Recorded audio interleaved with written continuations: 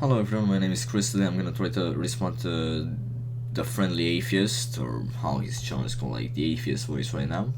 Even though his video is almost 6 years old, and it's pointless for me to make a response to his video. I just didn't know what else I could do. What video I could upload.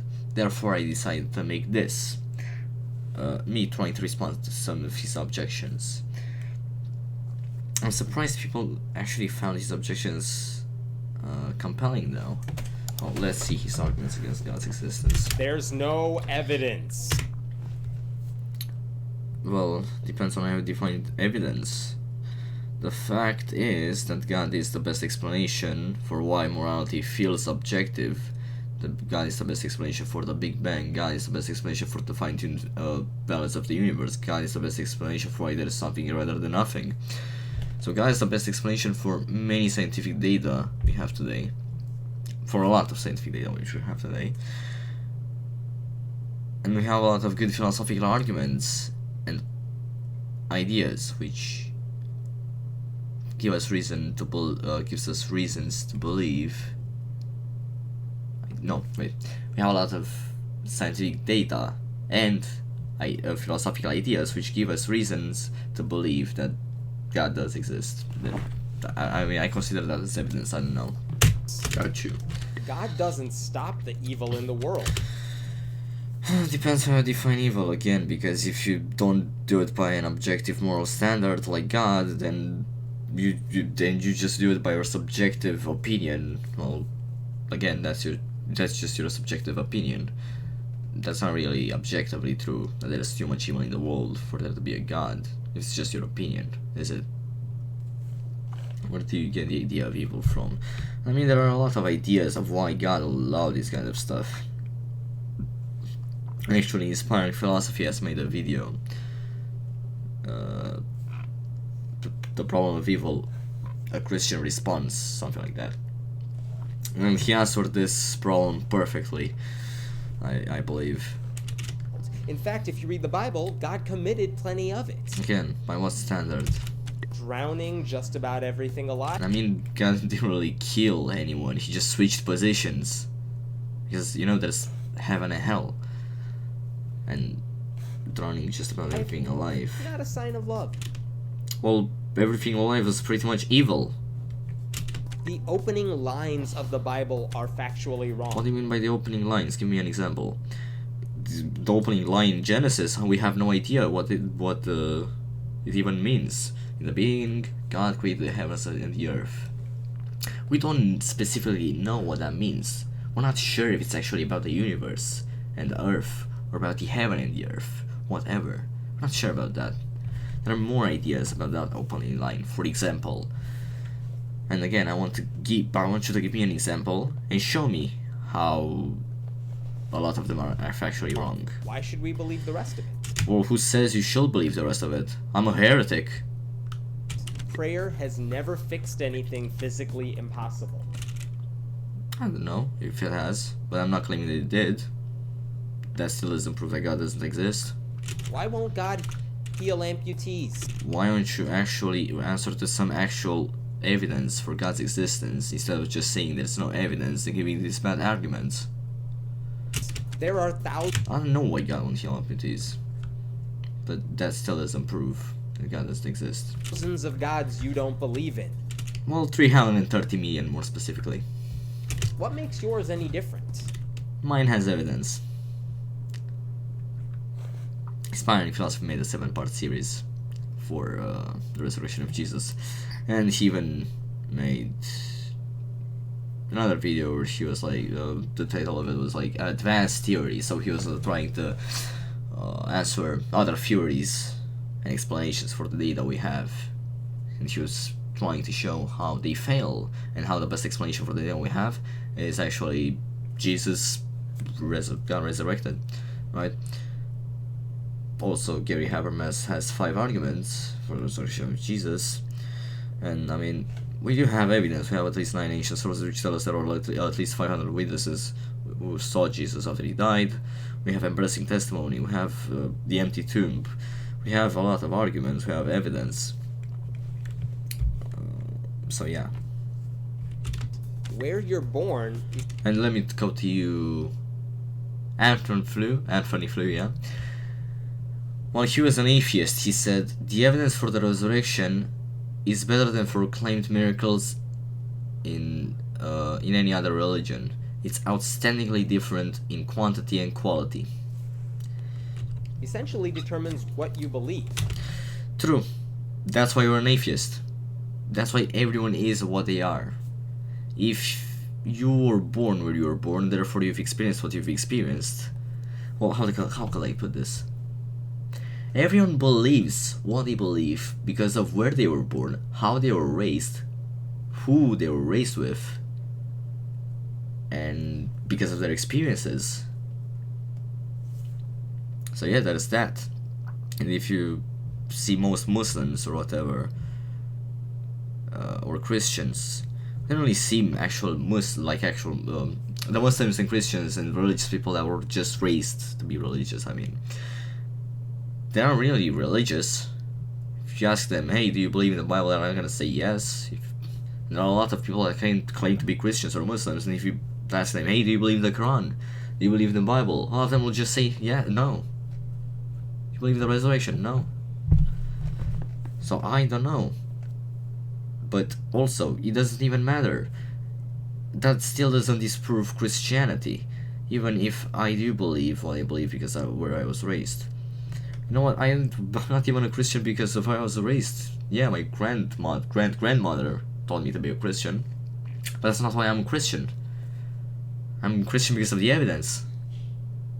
I mean, I became a Christian when I was 13, now I'm almost 15. So it's not that. And this, again, doesn't disprove Christianity. If you're trying to disprove Christianity with this, or God, that's the genetic fallacy. Trying to disprove someone's point or belief by telling them how they came to believe it. That's the genetic fallacy.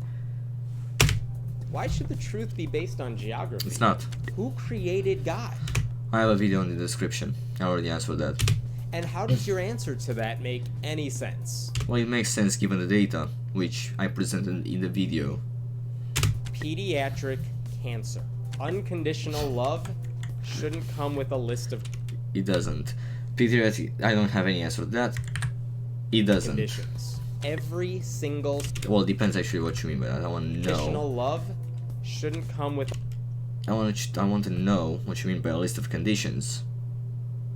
I mean, from the theological perspective, from the Christian theological perspective, God, yeah, loves us unconditionally. Anyway, doesn't matter. A list of conditions. Every single supposed miracle gets debunked eventually.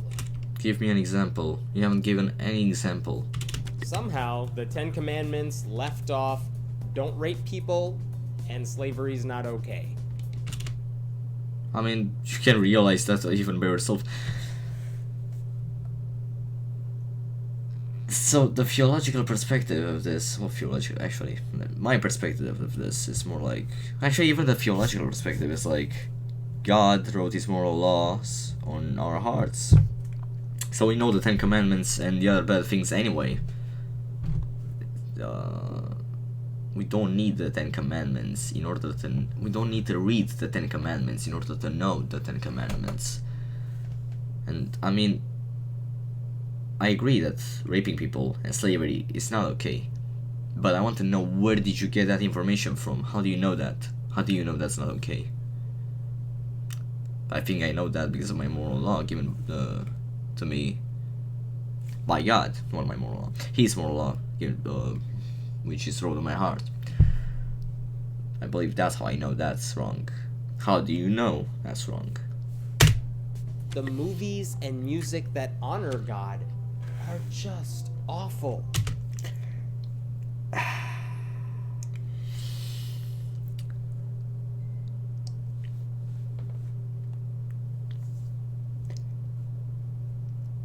I'm sorry. This argument made my day. I'm sorry for I can't hold myself. That's an argument against God's existence. I'm trying not to smile right now or laugh, but I just can't hold myself. I just can't help it. That's an argument against God's existence. Why? How does that prove that there is no God? This argument just made my day. I'm sorry for laughing. I'm sorry for smirking. I just can't help it. Oh my goodness. You know what else is awful? Your arguments against God's existence. I don't mean to be mean, but really, the music and the movies which honor God are awful. That's your argument. I'm really not trying to be mean. I'm really not trying to be a bad guy or rude. I really hate that. I really hate when people are like that. I hate when people are ignorant. I hate when people are hypocritical. And I personally hate it when I am like that as well. Which I admit I am, because I'm only human. But that was just awful. And these arguments are awful. I'm sorry for saying that. I really am, but I just felt the need to say that. Movies and music that honor God are just awful. The Invisible. I'm aware that he probably doesn't use these arguments anymore, especially not the 13th one, because it was almost 6 years ago. But still, this was awful. Okay, I understand the other ones. I understand the objection who created God. It's a stupid objection, but I understand why people ask that. But the 13th one was like, no. And the non-existent look very much alike. I agree, but actually I've answered to that already in trying to respond atheistic memes. I have a video trying to respond to atheistic memes, you can see it on my channel. No hide-and-seek game lasts this long. I mean, he showed himself 2000 years ago, then we nailed him on the cross, and we killed him. And actually, from my experience, he does answer my prayers. Now you're gonna say, well, your experience doesn't prove anything. Yeah, exactly. Just as IP said, the argument from divine hiddenness against God's existence is just the atheistic version of arguing from religious experience, and it's unconvincing for the same reason. So how are we gonna do this, friendly atheist? Are we gonna argue experience versus experience? How are you gonna decide which one is objectively true? How are you gonna decide that your experience, this experience that God plays a hide and seek game, is actually true, objectively true? How am I gonna decide that my experience, that God answers my prayers, is objectively true? We can't. I mean, I'm sure God does answer my prayers, but I can't use that as an argument for God's existence. Science explains so much of what we used to attribute Exactly what we used to a God. The more we... Well, okay, and maybe it will do the same again with the fine-tuned balance of the universe and the Big Bang, but for now, the Big Bang, the fine-tuned balance of the universe, and a lot of the scientific data which we have today is just best explained by God. When the data will change, when we will have a better explanation, if we will ever have a better explanation, I will change my mind. Till then, well, right now it seems that God is the best explanation. Maybe that's gonna change. Maybe that's not gonna change. It's very possible that it is. It's very, actually, no, that's a contradiction of my next claim. It's very possible that it's not gonna change. It's also possible that it is gonna change. We don't know. But given the data we have today, we can tell that God is the best explanation. We learn, the less reason we have to believe in God. No. Give me an example. If you try to explain your religious mythology to someone who had never heard it before, you would sound crazy. Seriously, try explaining communion wafers to someone who's never heard of Catholicism. If God... I mean, how does that disprove God, though? You sound crazy. Therefore, God doesn't exist. That sounds kind of like the ad hominem fallacy. Forgive me if I strawman him. Didn't exist, the world would look exactly the same way it does now. I mean, the idea is that if God exists, he created the universe and everything pretty much. So, if God didn't exist, there would be no universe, no world, nothing. Now, If God existed, he would smite me right now. No. Why would he smite you right now when he can give you more chances in your life to make you believe in him some other way? Got any more? Okay, this is the video. I'm sorry for laughing at the 13th point. I just can't help it. Thank you for watching. This was my video, and see you next time. Maybe in a week, maybe in 3 days. I have no idea, but this was it.